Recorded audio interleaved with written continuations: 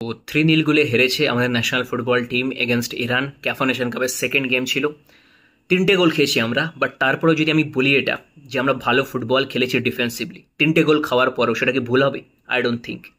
যেরকমভাবে Sandesh Jhingan, Anwar Ali defensive performance করেছে, তার সাথে রাহুল বেকে উভয় যেরকমভাবে হেল্প করেছে, একটা 20 র্যাঙ্কের টিম আর আমাদের র্যাঙ্ক 133, এত বেশি গ্যাপ, তারপরেও কিন্তু আমরা ইরানকে 59 মিনিট পর্যন্ত আটকে রেখেছিলাম। আমি যদি বলি আমরা ফার্স্ট গোল কনসিড করেছি 89 মিনিটের মাথায়, 89 মিনিট পর্যন্ত আটকে রেখেছিলাম ইরানকে, সেটা কি ভুল বলা হবে?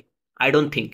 বিকজ যে গোলটা আমরা খেয়েছি সেটা কিন্তু ট্যাকটিক্যাল কোনো ফেলিয়ার ছিল না, সেটা প্রপার একটা ইন্ডিভিজুয়াল প্লেয়ারের এরর রাহুল বেকে, যেখানে Rahul Bheke kind of switch off হয়ে গেছিল। রাহুল বেকে ভেবেছিল তার পিছনে কোনো ম্যান নেই, বাট পিছনে ছিল আমির হোসেন। 89 মিনিটের মধ্যে যে গোলটা আমরা কনসিড করছি সেখানেও কিন্তু সেভ করেছিল প্রথমে গুরপ্রীত সিং সান্ধু। বাট এতটা আমরা আনলাকি, সেভ করলো সেটা আবার ভাই ওদের প্লেয়ারের পায়ে গিয়ে পড়লো, শট নিল সেটা বারে গিয়ে লাগলো, আবারও ভাই ওদের প্লেয়ারের পায়ে গেল, অ্যান্ড সেখান থেকে তারা সেকেন্ড গোলটা স্কোর করে। তো ডিফেন্সিভলি একটা 20 র্যাঙ্কের টিমের এগেন্স্ট এরকম পারফরমেন্স করা, this is not a easy task. মানে যদি রাহুল বেকের ওই ব্ল্যান্ডারটা না হতো, সিরিয়াসলি বলছি, আমরা কিন্তু প্রায় 90 মিনিট পর্যন্ত আটকে রেখেছিলাম ইরানকে। আমাদের প্রত্যেককে কিন্তু অ্যাপ্রিসিয়েট করা উচিত, স্পেশালি আমাদের ডিফেন্ডারদের সন্দেশ জিঙ্গান, আনোয়ার আলী, রাহুল বেকে, মোহাম্মদ ওয়াইস, গুরপ্রীত কিছু ইম্পর্টেন্ট সেভ দিয়েছে, তার সঙ্গে নিখিল প্রভু যেরকমভাবে পারফরমেন্স করেছে। তো আমরা কিন্তু যথেষ্ট প্রমিসিং ডিফেন্সিভ পারফরমেন্স করছি। তার উপর আমি কথা বলবো আশিক রুনিয়ান একমাত্র প্লেয়ার যে অ্যাটাকিংলি আমাদের ইরানের ডিফেন্সে কিন্তু মাঝে মাঝে থ্রেট তৈরি করছিল। ইরান এমন একটা টিম যাদের দেখে মনে হচ্ছে আমাদের সামনে সব গ্রেট খালি দাঁড়িয়ে আছে, এতটা ফিজিক্যালি স্ট্রং, এতটা লম্বা, অ্যান্ড আমাদের প্লেয়াররা ওদেরকে ট্যাকেল মারছে দিয়ে আমাদের প্লেয়াররা পড়ে যাচ্ছে। মানে বুঝতে পারছো কতটা আমরা ফিজিক্যালিতে উইক আছি।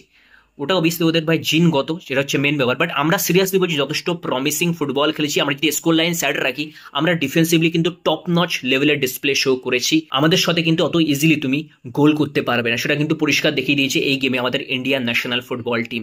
টপ নচ লেভেলে কিন্তু ডিফেন্সিভ পারফরমেন্স করেছে, স্পেশালি ভাই সন্দেশ জিঙ্গান। ভাই সেলুট মারো প্রত্যেকে ভাই সন্দেশ জিঙ্গানকে। অ্যান্ড বড় গেম আসলে সন্দেশ জিঙ্গান যেন আলাদা ধরনের মোটিভেশন পেয়ে যায়, যেটা কিন্তু এই গেমেও দেখলাম। সন্দেশ জিঙ্গান ওয়াজ টু গুড ভাই। আর সত্যি কথা বলতে আমাদের প্লেয়াররা 200% দিয়েছে এই ম্যাচ, সেরা দিয়েছে ভাই, নিজের নিজের বেস্ট দিয়ে কিন্তু ট্রাই করেছিল ম্যাচটা আটকানোর, ড্র করার, মাঝে মাঝে কাউন্টারও যাচ্ছিল, বাট শেষ রক্ষা হয়নি। বাট আমাদের প্লেয়ারদের চেষ্টার কিন্তু কোনো কমতি ছিল না। তো যারা দেখছো এই ভিডিওটা প্রত্যেককে রিকোয়েস্ট করবো, হেড ট্রেড স্পেক্ট করো না, প্লেয়ারদেরকে হেড করতে লাগো 3-0 হেরে গেছি বলে। না ভাই, উই প্লেড রিয়েলি ওয়েল। আমাদের অকাত ওয়াইজ, আমাদের পোটেনশিয়াল ওয়াইজ, আমাদের যে ট্যাকটিক্স ছিল সেই দিক থেকে কথা বলে আমরা যথেষ্ট কিন্তু প্রমিসিং পারফরমেন্স করেছি ডিফেন্সিভলি।